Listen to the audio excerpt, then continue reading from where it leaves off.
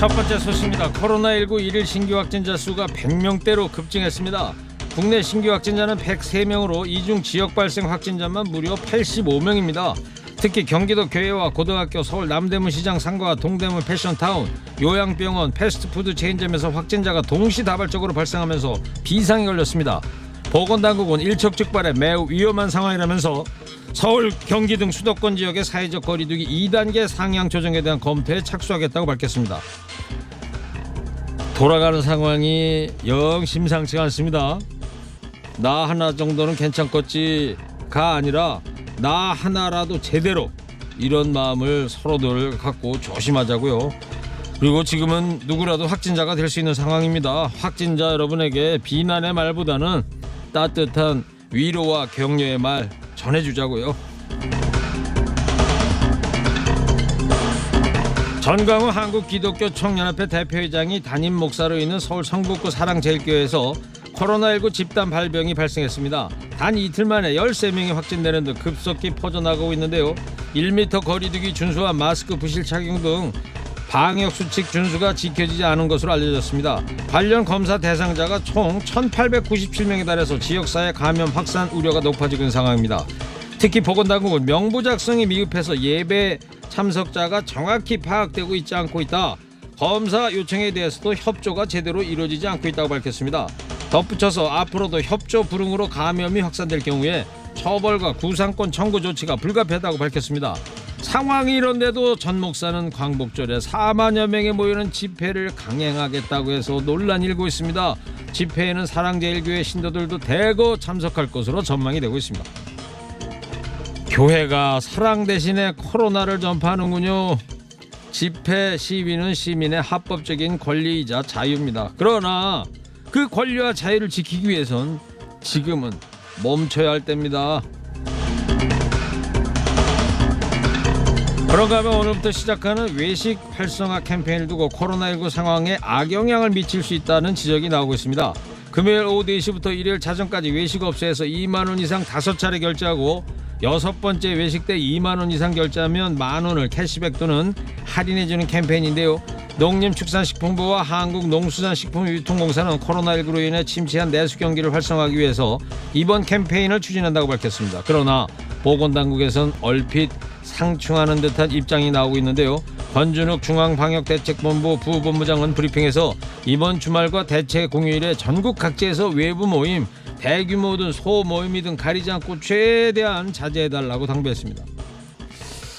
갑자기 이 노래가 떠오르네요. 종로로 갈까요? 명동으로 갈까요? 차라리 청량리로 갈까요? 경제도 살려야 하고 감염도 막아야 하는 상황에서 나온 고육지책인 건 알겠지만 어느 장단에 춤을 춰야 할지 모르겠습니다. 손발이 안 맞으면 몸이 고생한다는데 부처 간에 일이 손발이 안 맞으니 국민만 고생입니다.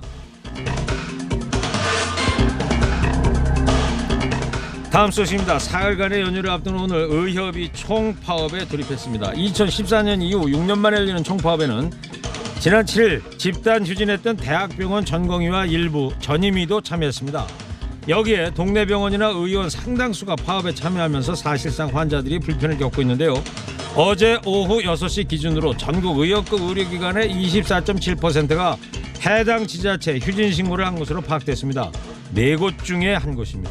의료계는 의대 정원 확대, 공공의대 설립 등 4대 의료 정책에 반발하며 원점에서 재논의하자고 요구하고 있습니다. 일단 추진하고 대화로 풀자는 정부, 전면 재논의 전엔 어림없다는 의료계가 양보 없이 계속 충돌하는 상황이죠. 양측의 힘 겨루기 속에 환자와 국민의 불안은 커지고 있습니다. 나의 환자의 건강과 생명을 첫째로 생각하겠노라. 나의 양심과 위엄으로서 의술을 베풀겠노라. 히포크라테스 선서 기억이나 나려나요? 의사 수 많아지면 고생하는 의사들 편해지는 거 아닙니까? 근데 왜 싫다는 건지 누가 설명 좀 해줬으면 좋겠슈.